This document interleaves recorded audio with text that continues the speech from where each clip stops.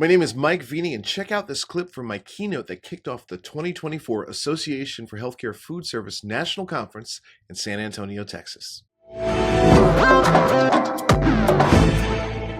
One of the questions that people have is, what's the difference between wellness and well-being?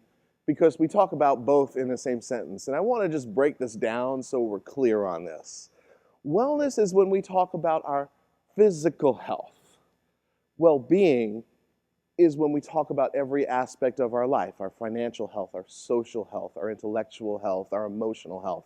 So it's really important to understand the difference. And they're talking about wellness and well-being more than ever before in the workplace. And sometimes people think, well, this is a trend. Everybody's talking about wellness at work.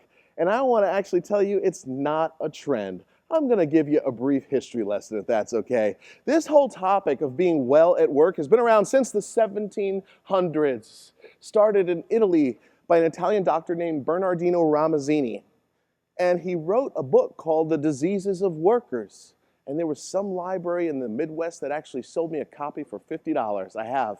What was really interesting about this book, when I opened it up, I wanted to see what they were talking about in terms of wellness in the 1700s, right, at work. And I went to the chapter on sedentary workers, people who had to sit all day. And I was really disheartened because some of the tips they were giving sounded like a Google article that you find on working from home all day. So things really haven't changed. Fast forward to the Industrial Revolution.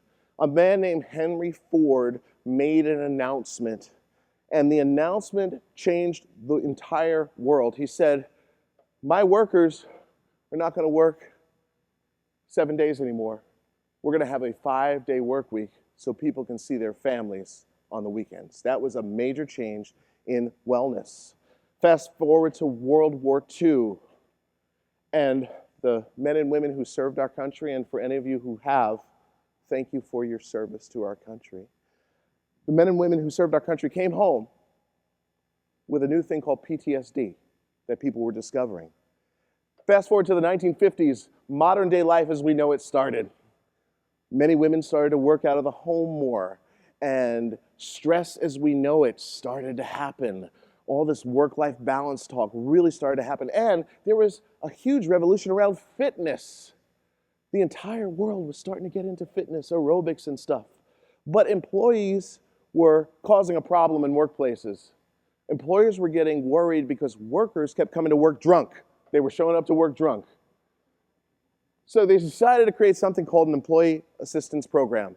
And that's the birth of the modern day employee assistance program. Fast forward to 2020, you all know what happened in 2020. And now workplace wellness is a #1 priority for people.